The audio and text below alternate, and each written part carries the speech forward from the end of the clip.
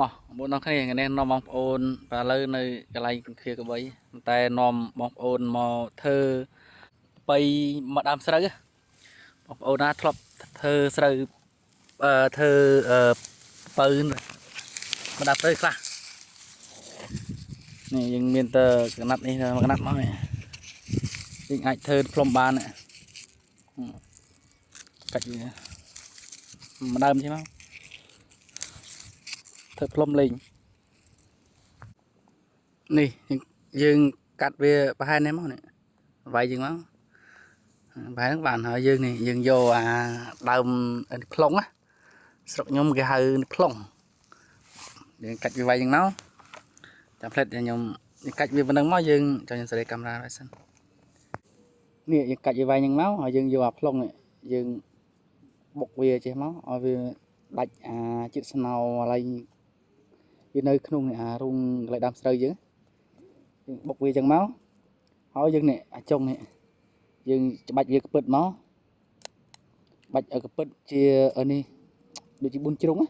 4ជ្រុងមកយើងនេះយើងរុញបន្តិចមកនេះយើងច្បាច់វាផងផែនេះបាច់បន្តិចមកយើងផ្លុំលឺនេះច្បាច់ផែហ្នឹងនេះយើងរៀងបាក់ធ្វើដែរប៉ុន្តែធ្វើលឺយើងធ្លាប់ធ្វើលឺចឹង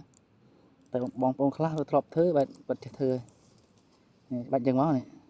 ឲ្យវាទន់ចឹងផែហ្នឹងបើយើងមានក្តៀវស្រួលក្តៀវយើងជីចោះមកជាហៀងទៅផ្លុំលឺមើលឥឡូវខ្ញុំសាកធ្វើអត់មានក្តៀវសាកមើលផ្លុំលឺអត់តោះសាកអស់នេះលឺដែរអូនមើល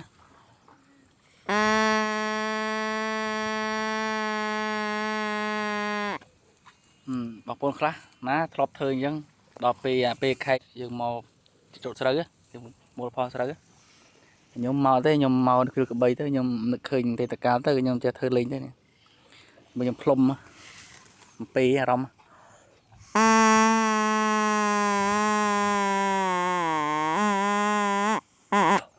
អូអស់ទឹកហើមឥឡូវយើងមិនអស់គ្នាទេណា